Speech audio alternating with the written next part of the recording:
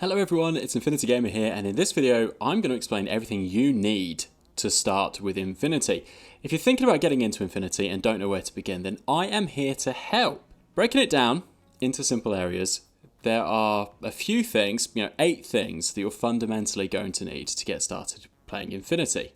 You're going to need an army, someone to play against, you're going to need the rules, the army builder, some terrain, some dice, a ruler, and a flat surface.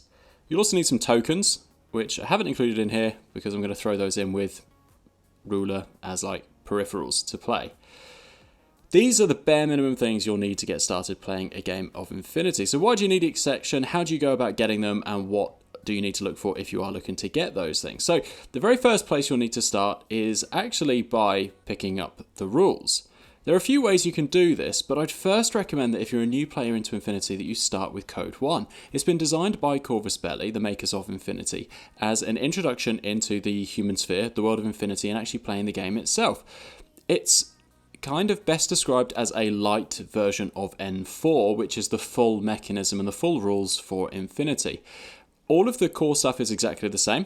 So you're not going to learn something and then have to forget it when you play to N4. If anything, when you go from Code 1 to N4, the only thing you'll have to do is add some complexity to it. But at least you'll have a core understanding of the rules, the mechanics, and everything you need to actually play. So in order to find the Code 1 rules, you need to go to infinitytheuniverse.com.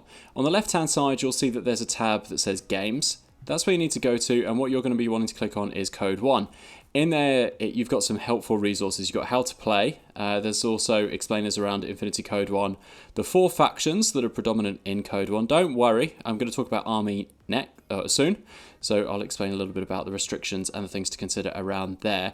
But this is also where you'll find the rules. So if you click on the How to Play button right in the center of the website, you've then got some quick start rules. I've popped a little card at the top here because I've done a video that explains how to play Infinity using these quick start rules. They're even more stripped down than Code 1, so a great place to learn things like face-to-face rolls, how orders are generated and spent, but it's not Code 1, it's not a full game. So good place to start, but definitely not where you will end up in order to play Code 1. It's the middle one that's actually quite key, rules. That takes you straight to the PDF of all of the Code 1 rules. It's full, it's free, you can download it, there's nothing hidden here, it's the full rules, it is the full game. I'm definitely very much I learn better by playing, so just bumbling your way through the rules or finding someone experienced to play against. Which brings me to my next point. You need someone to play against to play Infinity. This is not a solo game, it is a 2-player game. You can either try and tackle this with a newbie, or you can try and find an experienced member of the community to teach you how to play.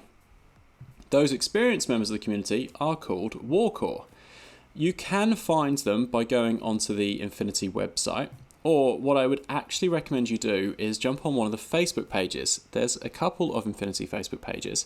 There's a Discord channel as well, but the Facebook pages are really good. Just go onto the Infinity one and ask if there are any players in your local area. Someone will jump on and will hook you up with someone who is either the local Warcore, if they have one of those, or just the local gaming group. Infinity players are pretty good at trying to get more players on board, so someone who is playing is likely to want to show you the ropes and be able to show you what the game is all about. So jump on Facebook to try and find local players if you don't have a group nearby. Obviously, some local gaming stores, local gaming groups might have some players who play Infinity. That's how I discovered Infinity, was I was going to play Warhammer 40k at my local gaming group and saw a couple of other people on a table a few down and asked them what they were playing, and they got me into the game. But Facebook is a great place to start if you don't know anyone and you still want to give it a go. It's not as daunting as it sounds. I was nervous about playing any war game against people who weren't my friends because I just didn't know what to expect, and I've only ever played with my group of friends before. But it's a great way to meet new people and to learn a new game at the same time. So give that a go. Warcores, local Facebook groups, that's where you want to start with. The next thing you're going to want is to think about an army. Now this is always the fun bit because all of us wargamers love buying armies, painting them, and sometimes playing with them when we can. But the army is a good starting point, and there's a few things to consider here as well. I definitely recommend that you jump into Code 1 if you've never played Infinity before. And there are 4 main factions that are currently supported with Code 1. Those are Pan-Oceania, Combined Army, Yu Jing, and O12. If you don't like the look of those 4, and you want to start with a different army, you absolutely can. You could pick up almost any army at this stage, and you could either play those models as proxies for one of these four while you learn the ropes and the basic mechanics, or you can find some homespun rules online that will enable you to use those factions into Code 1. Corvus Belli have announced that they will be releasing some of these other factions as Code 1 factions, but they do want to keep things fairly simple for newcomers coming into the game. All four of these armies are excellent. I personally play O12 as my core faction, and I have Combined Army as my second faction, and both Pano and Yu Jing are then basically my third and fourth favourite factions anyway. If you like the look of any of these four armies, you're in luck because both come as starter action packs, which are 2 army sets. For O12 and Combined Army, that is the Operation Wildfire set, where you will get core models for O12 and Combined, enough for you to start playing Code 1 games with those. And for Pano, Xianya and Yu Jing, you're looking at Operation Coldstrom. They come with enough units of each army for you and a mate, or for you to take one and then have a second army in reserve, which is exactly what I've done. So you can either go 50-50 with a mate, or you've basically got 2 armies. You can start playing them both and see which one you like, if that's what floats your boat. Both of those sets, whether it's Wildfire or Coldstrom, then come with an expansion called Beyond Operation Wildfire or Beyond Operation Coldstrom. They give you a few extra units for each army that can expand on your lists. I know in most war games, most of the starter sets don't come with the units you actually want to field. That's not the case with this. These are all very solid units. They will be the core part, or they will make up your lists, even when you go on to play N4 and you're trying to build more competitive lists. Corvus Belli have done a great job of making it so that the units in each of these factions are highly desirable, highly useful. You're not then using these to get in, and then you're having to spend a fortune to actually buy the units you want. So that's the army side of things set up, is basically get one of the starter box sets and get started with those, and then expand on them as you go. How you expand on that is going to depend on your playstyle, which you'll obviously only develop by getting a few games under your belt, but also by using something like the Army Builder. Now, the Army Builder, which I've brought up on the screen here, is free from Corvus Belli. I know it's insane, isn't it? You know, they spent who knows how many tens of thousands of dollars developing this Army Builder, and then they just let everyone use it. It's such a weird concept, isn't it? I can't see any other wargaming company trying to do this. But the benefit for us is that it is free, it's online, and it means that you can build lists even before you've bought your army. So if you're not sure whether you want Pano and Yu Jing, Combined Army and O12, the first thing that you probably should do is jump on the Army Builder once you've watched a couple of games or understood the rules, and see which ones you maybe like the look of in terms of heavy weapons, hacking, all those sorts of things when they come out. The Army Builder is an essential part of playing Infinity.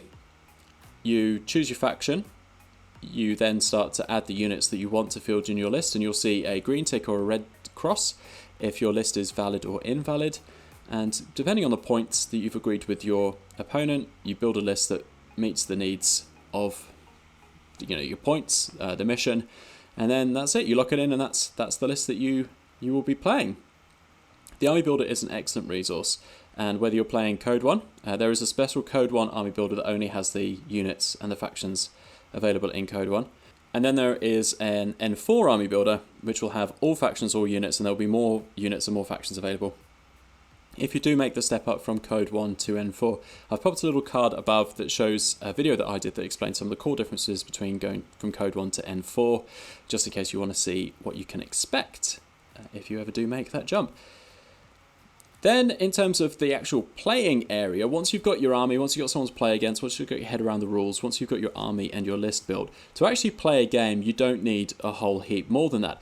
If you've bought Operation Coldstrom or Operation Wildfire, you will have a small gaming mat that comes in there that's just paper, and some card terrain that's 3mm thick. It's actually really good quality. You can put some fairly heavy models on there. When you're playing with metal miniatures, you kind of think that the terrain needs to be really sturdy and MDF. Not the case. This 3mm thick cardboard is it's got more strength in it than you need for these models. So the terrain that you've got in there is a good start, but Infinity is quite terrain heavy, so the terrain that comes in those sets isn't going to quite be enough.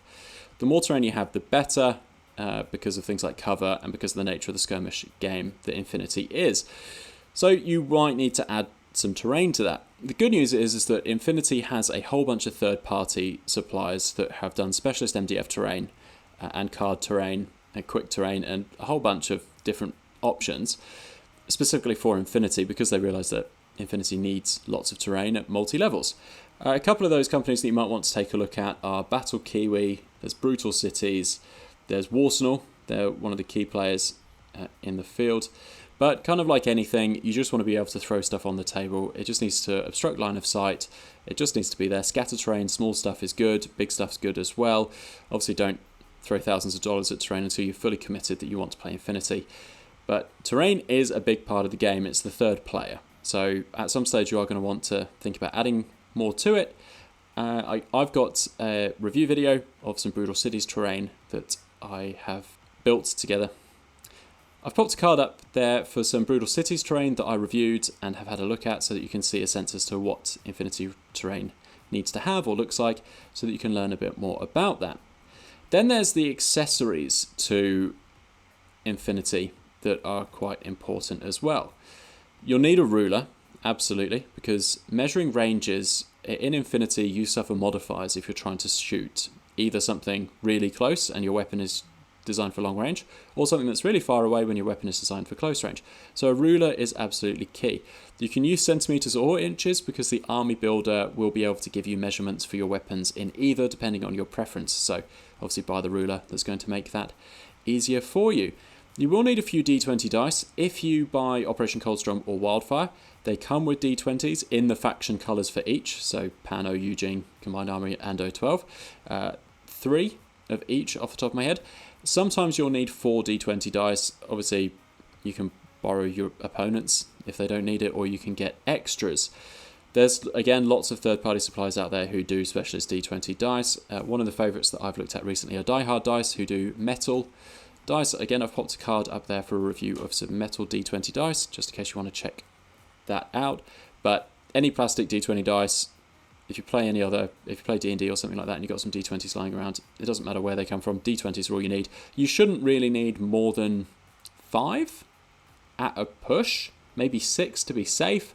It's rare that you're rolling that many dice. Things have either gone really great for you because you've got loads of shots, you've got a few crits, or things have gone really badly if you're rolling that many armor saves. So you shouldn't really need more than 6. Then you just need tokens. If you've bought Operation Coldstrom or Operation Wildfire, they come with tokens in them. Now those help you reflect the state that a trooper is potentially in, and they help you manage your order pool by showing orders that have been generated. Things like where mines are, where camo tokens might be. So tokens are really important. The good news is, again, Corvus Belli have created a resource online, which I will link to and show you here, where you can download tokens to print off, cut out, and just use if you haven't bought any of these sets. You may have bought a second-hand army or something and you haven't got one of those sets with the new tokens. Luckily, they are available free and online. Again, this is another area where you can upgrade things quite nicely. There's quite a few third-party suppliers out there who do acrylic tokens and things like that. Same with additional accessories that you might need. So obviously a gaming mat can be quite good if you're rolling dice. If you've got metal miniatures and you're worried that they'll knock over and break, they rarely do, but might happen. Then neoprene mats are pretty popular. There's a few suppliers who do those. Then there's additional laser sights, not important, they're not essential, but just handy for speeding up a game. Line of sight's quite a big thing in Infinity, so using like a laser line, like this one from the Army Painter, you can use that to very quickly and easily check to see if one model has line of sight on another. But again, not essential if you don't want it. You can obviously just look and agree with your opponent. That's how most people play. I'm just lazy, so I use the lasers. There are loads of accessories out there. I don't stand a chance of being able to name all of them, so I'm only really able to name the ones that come front of mind, but there are dozens out there. But the key thing with Code 1 is that you're obviously playing this because you just want to get into Infinity and check it out. Just get a game, get someone who can either teach you how to play because they've got the experience, grab yourself an army or borrow someone else's. Again, most Infinity players will let you use their models just for a demo game, just to see if you're keen on playing it. You can understand some of the rules. Once you've done that, got a couple of games under your belt, then you can maybe consider jumping up to N4, which is the full game and is fantastic. It's not too complex, but it's also very challenging in its own way if you want it to be. So there you go. That is my summary of what you need to play, or where to start if you want to play Infinity. Hopefully that's been really helpful for you. It's been great fun sharing some of the knowledge that I've had from playing Infinity, and I do hope you do give Infinity a go. It's definitely my favourite wargaming game, having played quite a few of them. I love the small model count. I like the specialist operations nature of this, instead of just chucking, volume of soldiers at something and just rolling a bucket load of dice to see what the outcome might be. This is more strategic, it's more tactical. I love it for all those reasons. The models are fantastic, the gameplay is great fun, and the community I find exceptional. Jump in the comments if you think I've missed anything, or if you think anything new players need to know that maybe I haven't covered. If you have given Infinity a go, jump in the comments and let us know what you thought of it. Did you find this video helpful? Did you find the community helpful as a whole? As always, I do appreciate a like and subscribe, because I've got a whole bunch of Code 1 and N4 content planned and in the works. And I do appreciate that you guys do subscribe, do drop comments in there, because it keeps me motivated to keep doing these videos, which are great fun in the end, but it just lets me know that people do find them valuable, so I keep doing them. Thank you so much for your support, really do appreciate it, and I will chat to you soon.